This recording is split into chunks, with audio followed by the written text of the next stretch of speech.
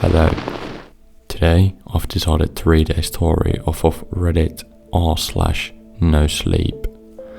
This story is a bit more popular, so hopefully you haven't heard it. And also I'm still quite sick, and you can probably hear it, so sorry about that. I hope you can still enjoy the video. Now let's get right into the reading.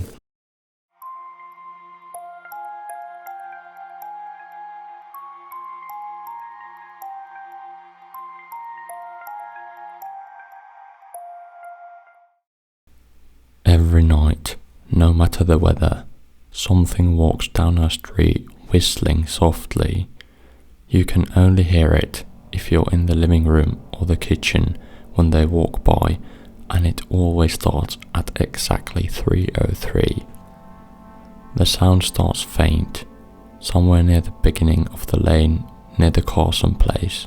We're towards the middle of the street, so the whistling moves past us before fading away in the direction of the cul-de-sac. When I was younger, my sister and I would sneak into the kitchen some nights to listen. Mom and Dad didn't like that and would catch hell if they found us out there, but they were never too hard on us since we always stuck to the one big rule: don't try to look at whatever was whistling. My neighborhood is a funny place. I've lived here since I was 6 and I love it. The houses are small but well kept, good sized yards, plenty of places to roam. There are a lot of other kids here my age. I turned 13 back in October. We grew up together and would always play foursquare in the cul-de-sac or roam around from back porch to back porch in the summer. This was a good place to grow up. I'm old enough to see it. And there's only two strange things here: the night whistling and the good luck. The whistling never bothered me much. Like I said, I couldn't even hear it from my bedroom, but Mom and Dad don't like talking about it, so I've stopped asking questions. My dad is a strong guy, tall and calm. He has an accent since he moved to the US as a kid. His family, my grandparents, they're from the islands. That's what they call it. My dad, the only time he isn't so calm is if the whistler comes up. He talks a little quicker then, eyes move faster, and he tells us not to think about it so much, and to always remember the one rule, the big rule: don't try to look outside when the whistler goes past. Not that we could look even if we wanted. See, there are shutters on the inside of every window, thick pieces of heavy canvas that pull down from the top and latch to the bottom of the window frame. Each latch even has a small lock about the size of what you'd find on a diary. My dad locks those shutters every night before we all go to bed and keeps the key in his room. My mom, I don't know what she thinks about the whistling. I've seen her out in the living room before at 3:03 when the sound starts. I could see her if I cracked my door open just an inch to peek. She's not out there often, at least I haven't caught her much, but once or twice a month I think she sits out there on our big red couch just listening. The whistler has the same tune every night. It's cheerful. Da da da da da dum, da da da da da dum. Remember how I said there are two odd things about where I live? Well, besides our night whistler, everyone in my neighborhood is really lucky.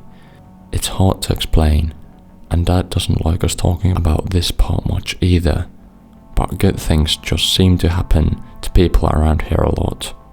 Usually, it's small things: winning a radio contest, or getting an unexpected promotion at work, or finding some arrowheads buried in the yard.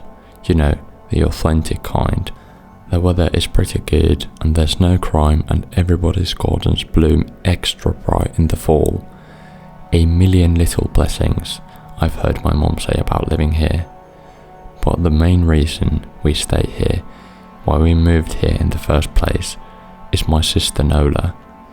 She was born very sick, something with her lungs. We couldn't even bring her home when she was born, only visit her in the hospital. She was so small, I remember, small even compared to the other babies. A machine had to breathe for her. We moved into our house here to be closer to the hospital. As soon as we moved here, Nola started getting better. The doctors couldn't figure it out. They chalked it up to whatever they were doing, but we all could tell they were confused. But my parents knew, even I knew, Nola getting better was just another of the million little blessings we got for living in our neighbourhood. So that's why we stayed, even after we found out that for every small miracle that happens here every day, now and then some bad things happen. But they only happen if you look for the whistler. See, our neighbourhood has a welcoming committee. They show up with macaroni casserole and a gift basket and a manila folder whenever someone new moves in. They're very friendly. 4 people showed up when we moved in 7 years ago. The committee made small talk, gave me a Snickers bar, and took turns holding Nola. It was her first week out of the hospital, so they were extra careful. Then the committee asked to speak with my parents in private, so I was sent to my room, where I still managed to hear nearly every word. The welcoming committee told my parents about how nice the neighbourhood was. Really exceptionally hard to explain kind of nice. And then they told my parents about the even harder to explain whistling that happened every morning at 3:03 and ended at the tick of 3:05. The group, our new neighbours, warned my parents that the whistling was quiet, would never harm or hurt us as long as we didn't look for what was making the sound. This part they stressed, and I pushed my ear into the door straining to hear them. People who went looking for the whistler had their luck change. Sometimes tragically, a black cloud would hang over anyone that looked. Anything that could go wrong would. The manila envelope the committee brought over contained newspaper clippings, stories about car crashes and ruined lives, public deaths and freak accidents. Not everyone dies, I heard the head of the committee tell to my dad, but the life goes out of them. Even if they live, there's no light in them ever again, no presence. My mom, I could tell she wasn't taking it seriously. She kept asking if this was some kind of prank they play on new neighbours. At one point my mom got angry, accused the committee of trying to scare us out of the new home, asked them if they were racist on account of my dad being from the islands. My dad calmed her down, told her he could tell our new neighbours were sincere and they were just trying to help. He explained that he grew up hearing these kinds of stories from his mom, and that he knew there were strange things that walked among us. Some of those strange things were good, and some were bad, but most of them were just different. After the committee left, my dad went out of the hardware store, bought the canvas blinds and latches and the locks and installed them on every window in the house after dinner. That first night in our new house, I crept out of my room at 3 a.m, only to find my dad awake, sitting on the living room couch, holding my baby sister. My dad held up his finger in a shh motion, but patted the couch next to him. I sat and we waited. At exactly 3:03, we heard the whistling.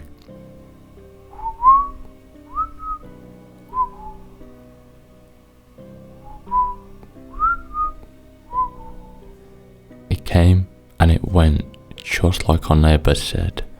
The whistling returns each night, and we never look, and we enjoy our million little blessings every day. Nola breathes on her own, and she's grown into a strong, clever girl. My dad even joined the welcoming committee. We don't get new neighbours often. Why would anyone want to leave? But when a new family moves in, my dad and the committee bring them macaroni casserole, a gift basket, and the manila folder.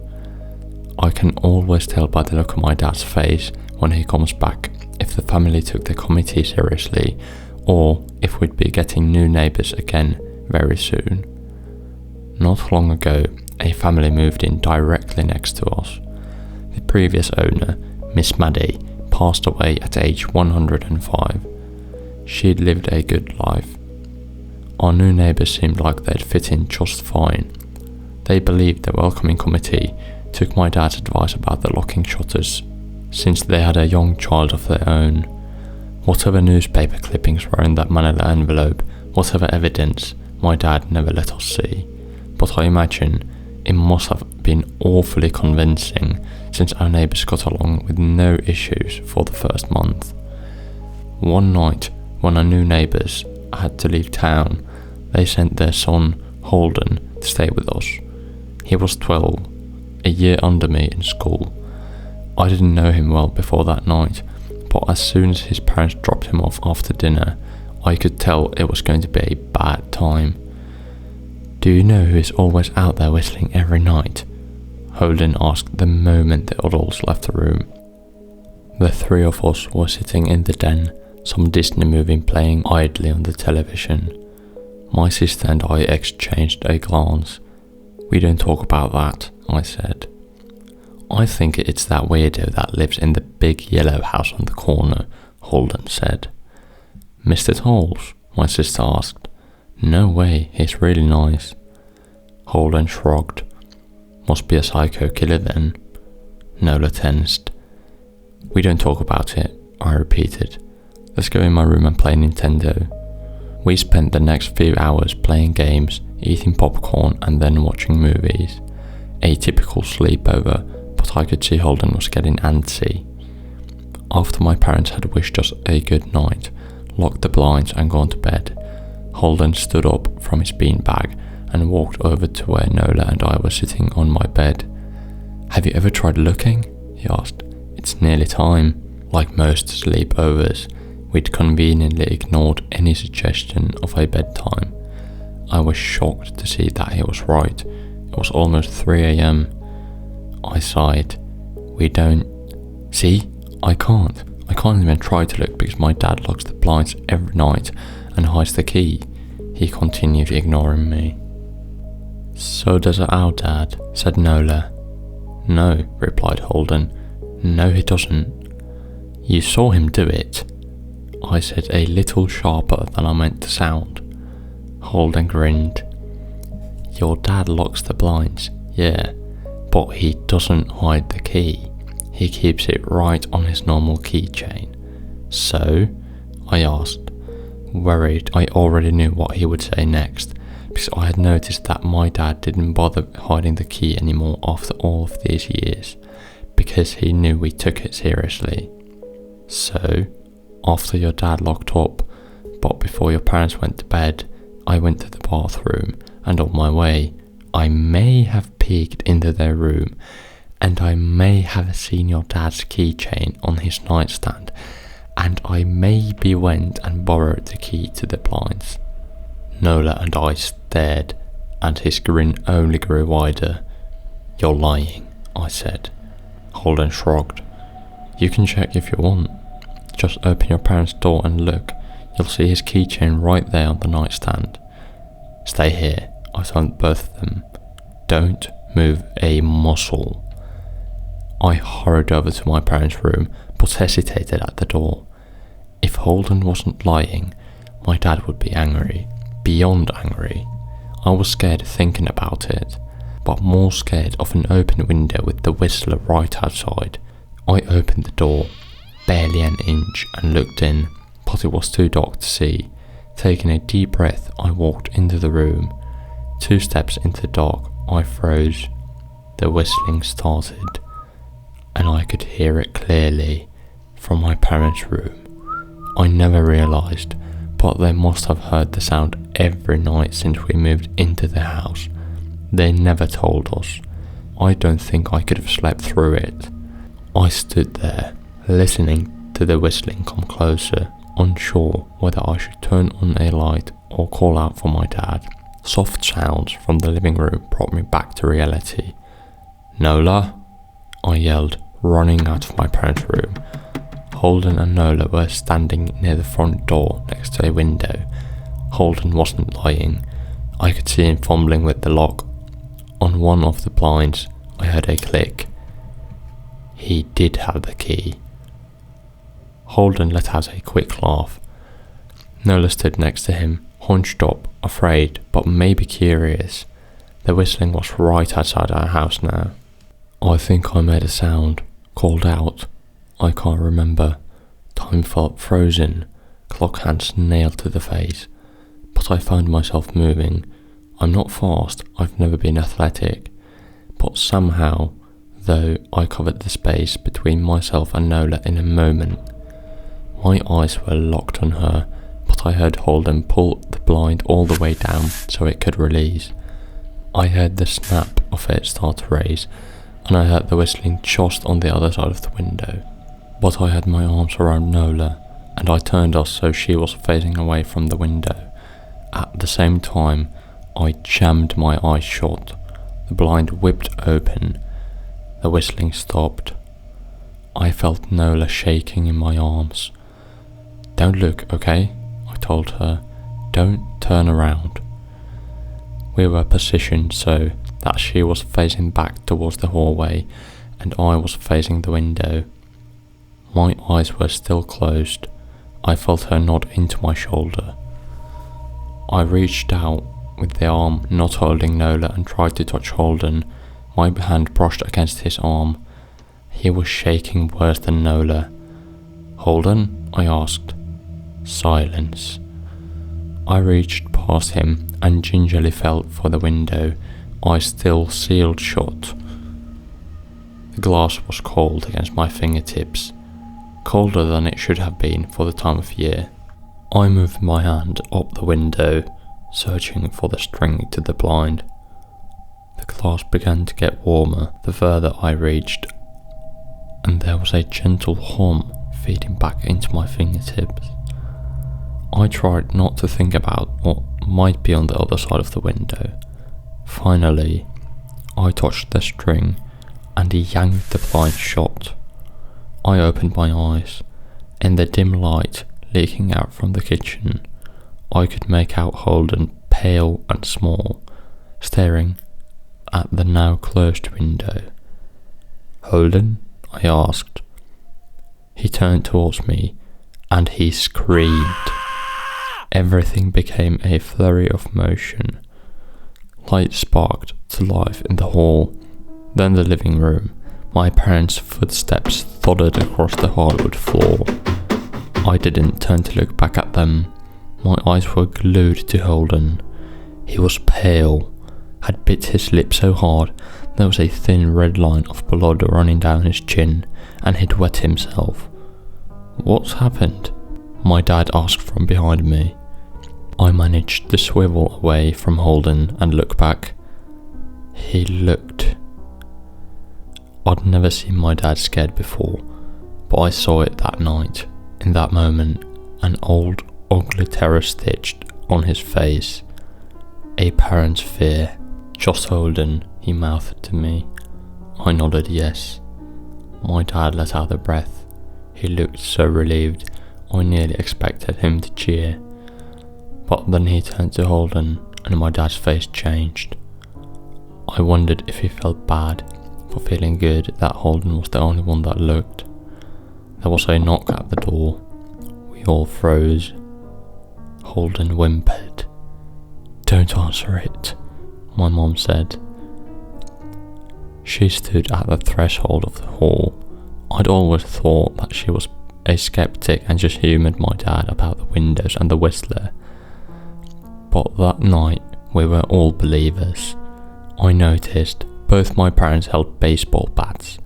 They must have taken from their bedroom. The knock came again, a little louder this time.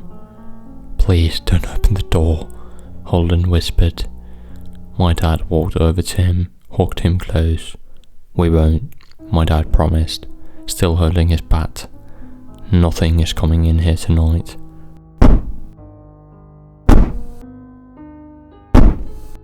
This time the knocking was loud enough to rattle the door.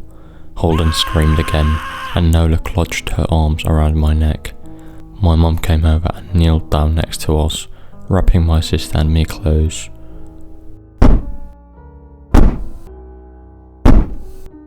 "Call the police," my mum whispered to my dad.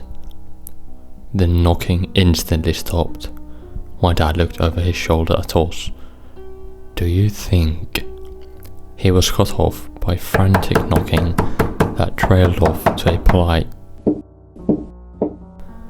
"Police." Something said from the other side of the door. The voice from outside sounded exactly like my mum, like a parrot repeating the words back to her. "Police? Call the police? Police?" My mum pulled us closer. "Police? Police? Police? Police? Please stop," I heard her whisper. "I don't think calling them will help," my dad said. "How will we know when they're the ones at the door?" The knocking came back harder than before. The door shook, then it stopped. After a long moment, I heard the knocking again, but it was coming from our back door. We all turned together towards the back door, but the knocking immediately returned to the front door. Front to back, back to front. Loud, then quiet, then loud again. Suddenly, the sound was coming from both doors at once. Big, heavy blows, like a sledgehammer. Then something started rapping against all of the windows in the house, then the walls. It was like we were living inside a drum, with a dozen people trying to play at once. Or we were a turtle, and something was attempting to claw us out of our shell. "Stop!" Holden yelled. The knocking died. "I won't tell," Holden said, staring at the door. "I promise I won't tell anyone what I saw. Just please go away." We waited for nearly a minute. Then we heard it. A soft coming from the window Holden had looked through earlier. Holden started to cry, sobbing like a prisoner watching gallows being built outside their cell. My dad held him, brushed his hair, but never lied to him, never told him things would be okay. The tapping at the window went on for the rest of the night. We huddled together in the living room for I don't know how long. Eventually, my mom tried to take us kids into my room while my dad stayed to watch the door. But the second we moved into my bedroom, the knocking came back, so loud it was impossible to ignore. I was afraid the door couldn't take it. We went back down to the living room and the knocking stopped. Only the tap, tap, tap on the window remained. None of us slept that night. The tapping stopped around 7 AM. That's about the time the sun comes up here. We waited another 2 hours before my dad opened the blinds from one window. He made us all go back to my parents' bedroom first. I heard him open the door, then come back in. "Okay," he told us, "it's done." Holden's parents came back around lunchtime. My mum and dad walked Holden over to his house and they all went inside for quite a while. Nola and I watched from the window. She stuck to me the whole day, right at my side, sometimes holding my hand. When my parents came back, they looked grim, but wouldn't tell us what they had said to Holden's family. It was a Sunday, so we all spent the day together, ordered pizza and watched movies. That night, everyone slept in my room. Nola and my mom in the bed with me, my dad in a chair he'd pulled over. There was no knocking that night, or any night since. We didn't see much of Holden or his parents for the rest of that week. By Thursday, there was a moving truck in their driveway. Nola and I watched them packing up the whole afternoon after school. What sticks with me the most is how tired Holden and his parents looked. All three had the same pallor, grim mouths and lightless eyes.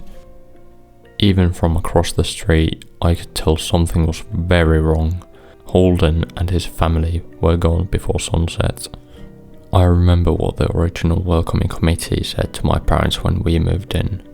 Not everyone who looks at the Whistler dies, but even those that live have the light go out of them, and the rest of their lives are full of misfortune, a million little tragedies.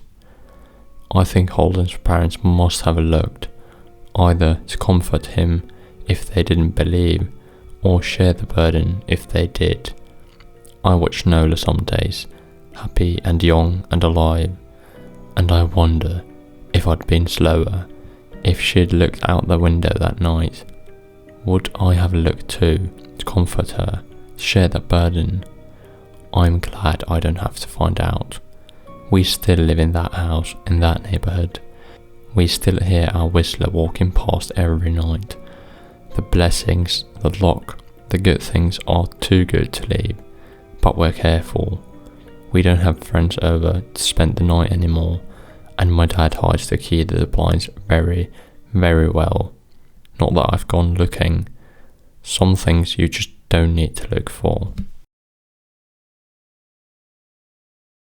Right, that's it for today's reading. I hope you enjoyed the video, even though this story is a bit more popular and you might have heard it before, but I just wanted to read it because it's such a quality story. Sorry, I still sound quite sick, but I'm getting better, and in the next video I should be all fine. Yeah, thanks for watching. Bye.